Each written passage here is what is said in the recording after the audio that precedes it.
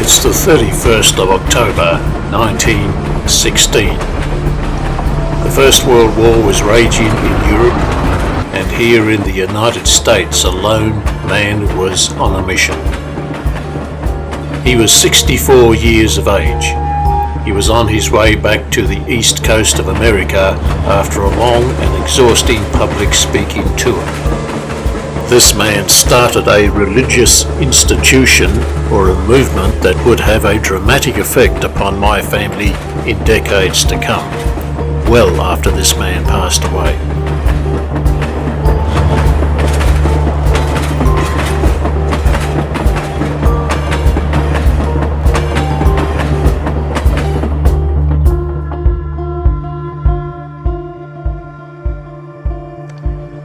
As his train approached a small town in the northern part of Texas called Pampa, he took ill and suddenly died.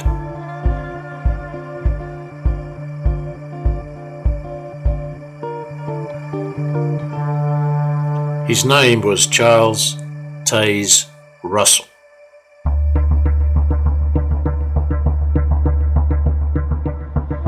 He had an entourage of fellow believers with him when he died, and they accompanied his body back to the west coast of America. He was born in 1852, son of devout Presbyterian parents of Scottish-Irish descent. His father was a wealthy businessman, and Taze Russell was part of that business.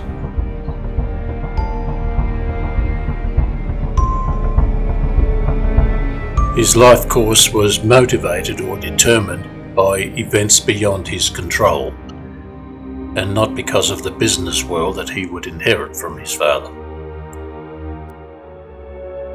It was what happened to him in his childhood that changed his perspective in life and his vision for the future. It also changed the life of other people as well. This is him as a young man. He looks troubled to me. Turns out he was. He was having a crisis of faith in God. As a young boy, he was traumatized as a result of the Civil War in America. Death and destruction was all around him. Then at 9 years of age, his mother died. The Civil War was a time of misery for this God-fearing country of America. Young Tars Russell saw this on a regular basis. Whatever happened to the land of the free? And where was God in all of this chaos?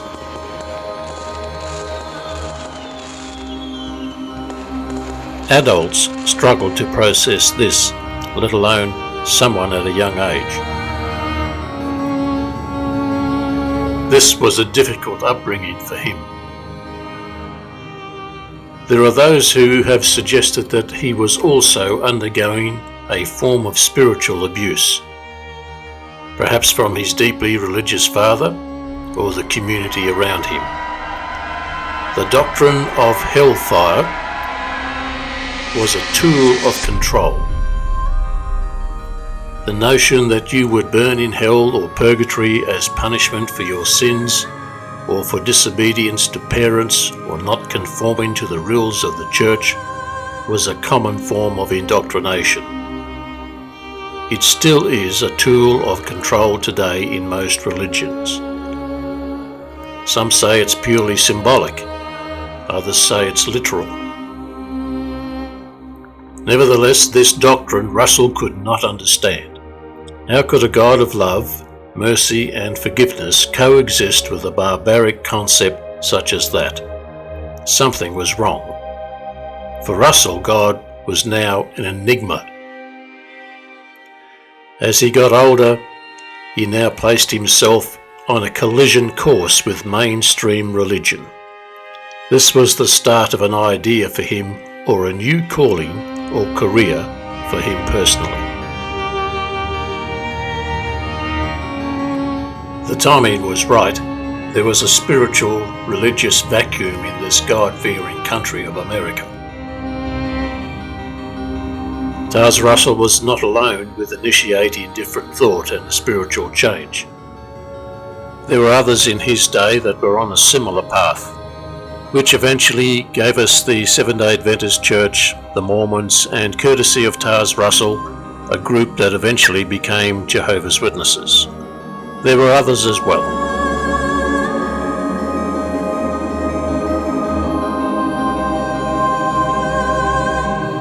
The doctrine of hellfire, which traumatized a young Tars Russell, was the motivation he needed to disprove what he believed was an evil concept. On this point, I also concur with him. There are those who contend that he simply replaced one form of evil or spiritual abuse with another, just as bad, just as dangerous. Then there are many who believe that he was directed by God himself, God's plan to save the world at a later date.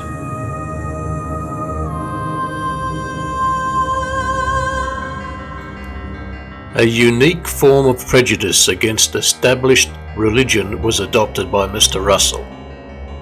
The view that other religions were part of Satan's agenda would soon become the dominant teaching in this new organization or religion he created. Pastor Russell, as he liked to be called, did lots of research, and he formed views about God and God's plan for mankind.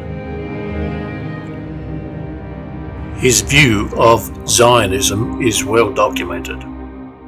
Zionism is the belief in the return or the reinstatement of a Jewish state in the historical regions of the Middle East, the land of Israel.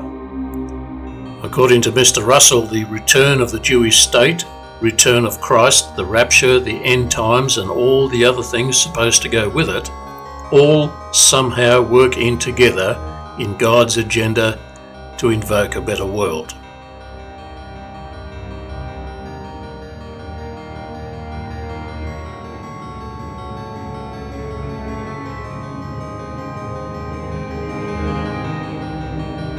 He became overwhelmed with apocalyptic ideas and searched the Bible for hidden gems of information. The last book of the Bible is all about the apocalypse. Ancients had visions and dreams that were horrific in nature.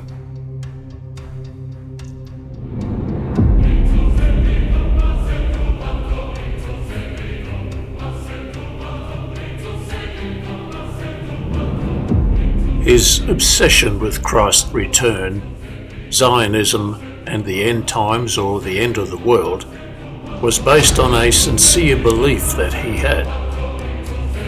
He honestly believed his own press and that it was his duty to warn mankind of God's intent by using him as a messenger.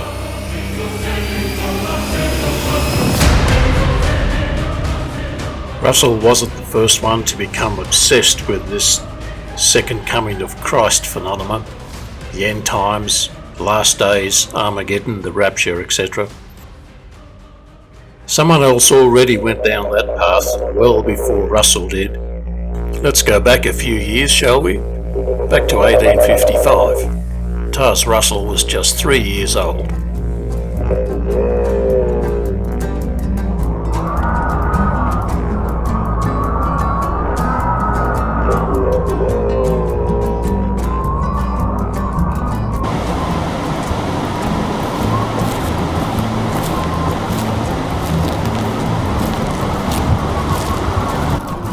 Just a 40-minute drive down south from here, which this is Shepparton, and back in the mid-1850s, this area, particularly up in the high country, was where the gold rush was. There were little towns popping up everywhere, and people were coming from all parts of the world to take part in the great Australian gold rush. Now, there happened to be a fellow out there by the name of Nelson H. Barber. He was an American, an educated American, and he was out here looking for gold. My question is, what's an American doing out here looking for gold when there was a gold rush in America and they were literally pulling tons of the stuff out of the ground over there in America? Why come out to Australia? Well, that got me thinking.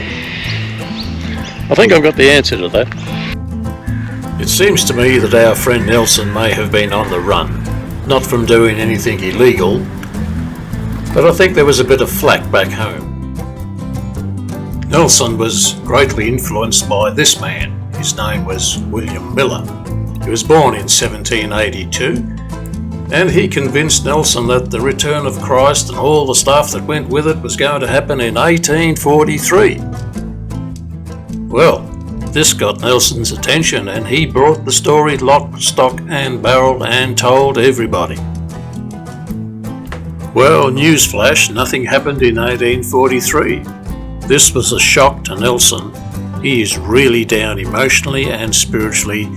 That's my opinion as to why he's out here in Australia. He needs to get over this. Now, you're probably wondering what the connection is between old mate Nelson out here in the scrub looking for gold and Taze Russell. Nelson out here is pushing 30. Taze Russell is about 3 years old. But 20 years down the track, they would join up. They would get to know each other and they would share theological ideas. In fact, a lot of the ideas that Nelson had are also found in the Jehovah's Witness organisation today. It may be altered a little bit, but some of the basics are still there. So this fellow was very influential in helping Taze Russell set up his publishing empire in its early days. Nelson heads back to America around about 1859. He takes the long way home via Africa. And a chance meeting with a chaplain rekindles his faith in God, the Bible, and also the end times phenomenon.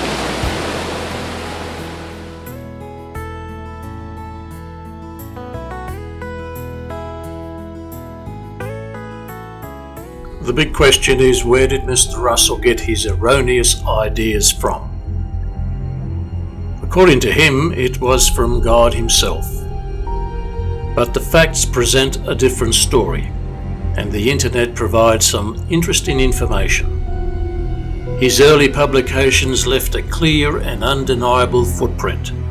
His connections became apparent.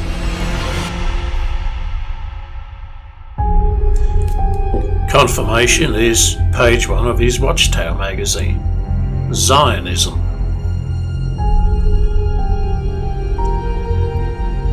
Masonic symbols.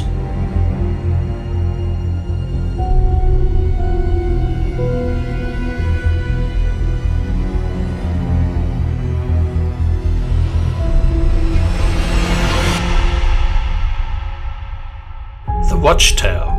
That's from the Adventist movement.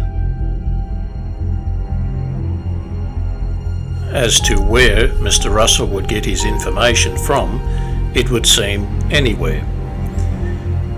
Here is a comment found in the Watchtower magazine 1879. This is the July edition, volume 1, and it contains this quote from Mr. Russell. We should learn to love and value truth for its own namesake, to respect and honour it wherever we find it and by whomever presents it. Truth presented by Satan himself is just as true as if stated by God himself. End of quote. Well, I have a slight problem with that comment.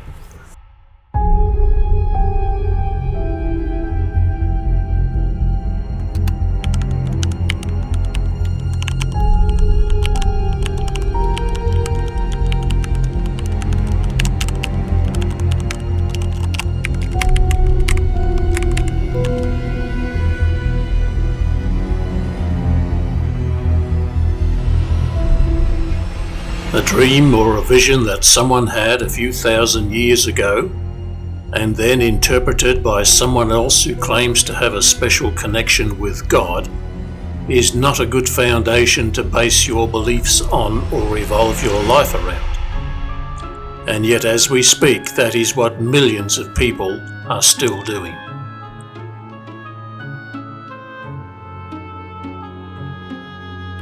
Pyramidology is the belief that the Great Pyramid of Egypt has encoded within it predictions. For example, the Jewish exodus out of Egypt. Another is the crucifixion of Jesus Christ, the start of World War I, the founding of modern-day Israel in 1948, future events like the War of Armageddon or the end of the world as we know it. These are all based on the size of the pyramid, where 1 British inch equals 1 solar year. Just add a dose of creative thinking, and there you have the answer to all things important. All these ideas were influential within that creative mind of Tars Russell and his obsession.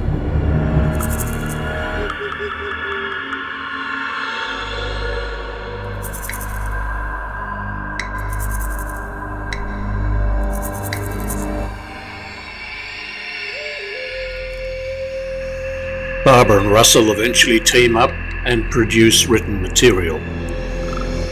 It would seem some people never learn. Predictions and dates are made, and as usual, it's a failure. Their partnership was short-lived due to doctrinal differences, and they part company. Russell now has full control of the organisation. The addiction to prediction continues. Tars Russell now makes the doozy of them all. This is the prediction of 1914, the mother of all predictions.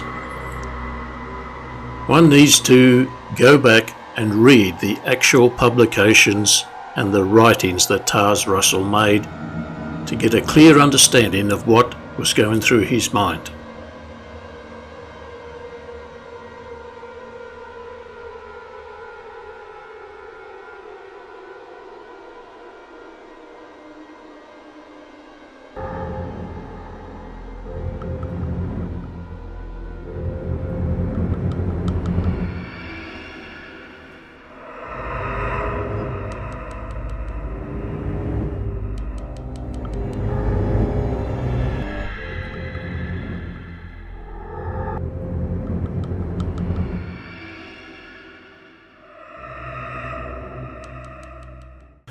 Well, good news, people. Lots of lives were now saved.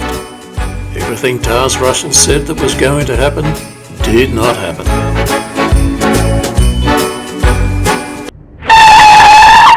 Wait a minute.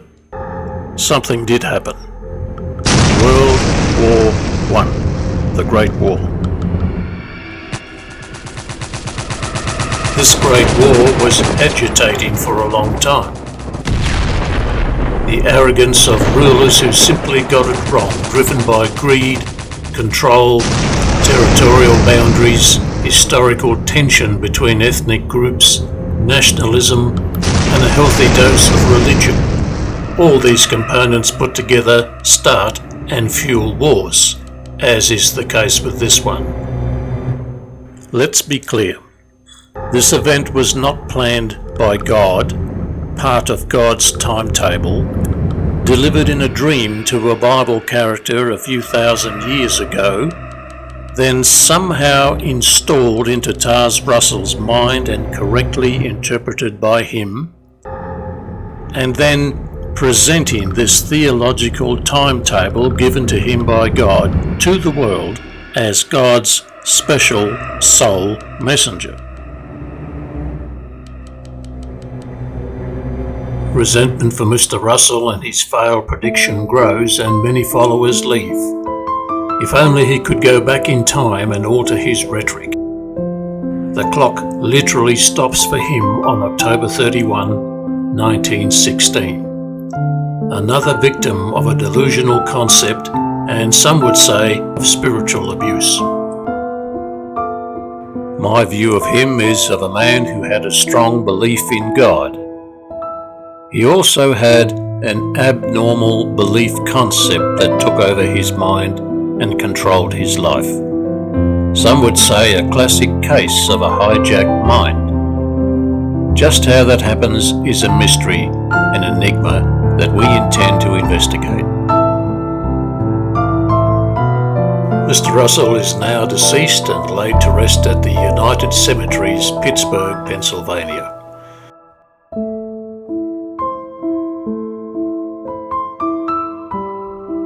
This monument is an indication of his deep involvement with an ideology that is now debunked by the very society he inaugurated.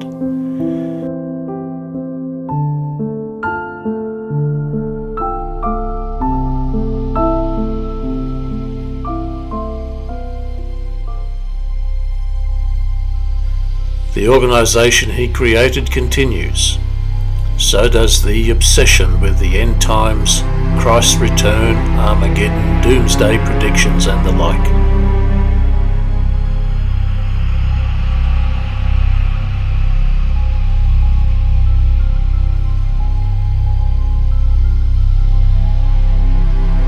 Lurking on the sidelines was this man, J.F. Rutherford. It seems to many researchers that he may have seized control of the Watchtower Society and was not automatically appointed unopposed. Millions believe he was God's choice in directing the society after Tars Russell. Others say he was an evil, misogynistic control freak who berated fellow believers on a regular basis.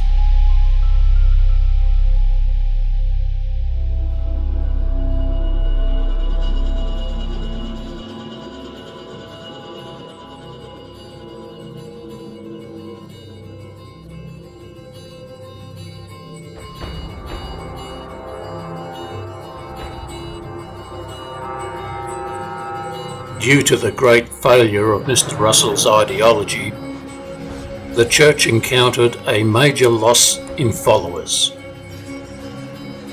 Judge Rutherford had to reinvigorate the remaining believers and recruit new ones. How does one do that?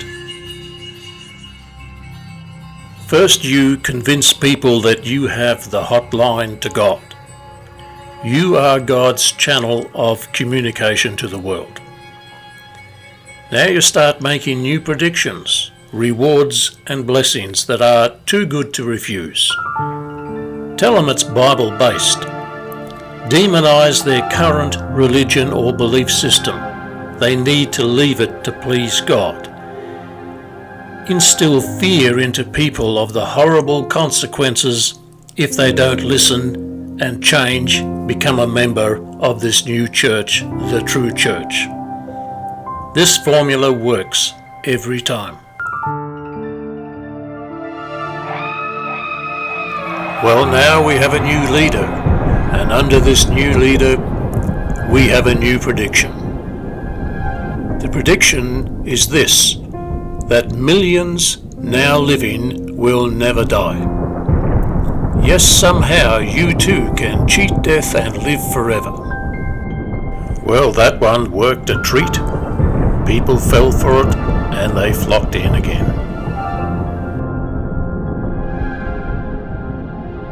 Well, it all sounds good, but there was one small problem.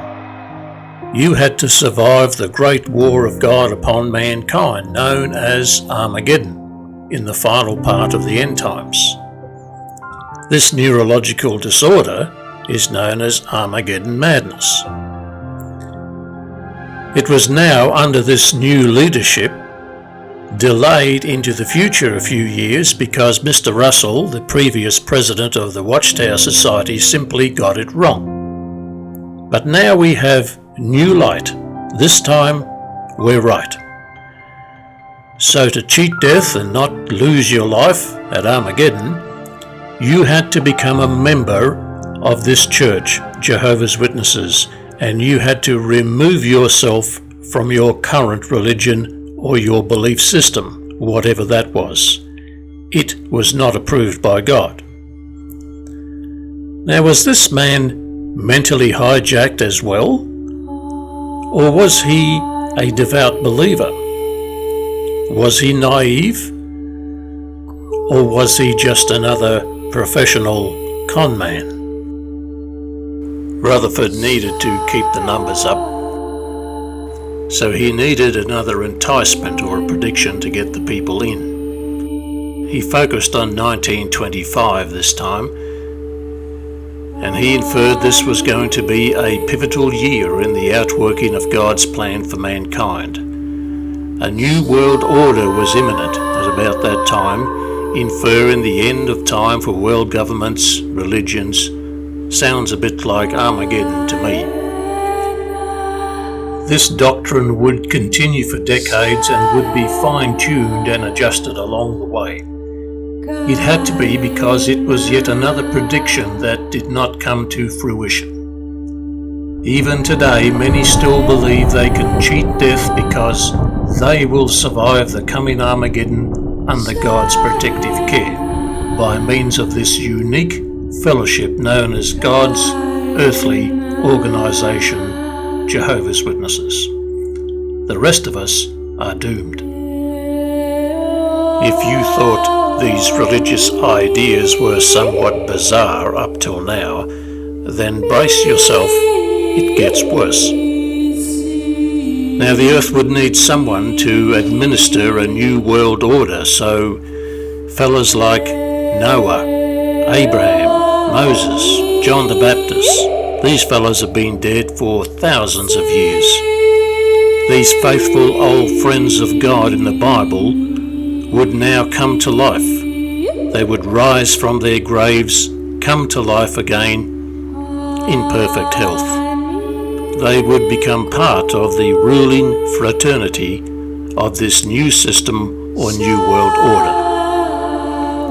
Well, the people fell for that one too, and they flocked in. But wait, they would need somewhere to live. Problem solved. Mr. Rutherford had a 10-bedroom mansion built for them in Barber Road, San Diego, still there today. They would live there in luxury and administer Earth's affairs under the direction of Jesus Christ from there, in conjunction with the Watchtower Society. As usual, 1925 came and went and nothing happened.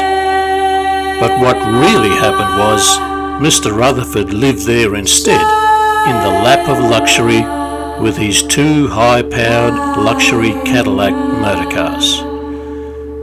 This is a good gig if you can get it.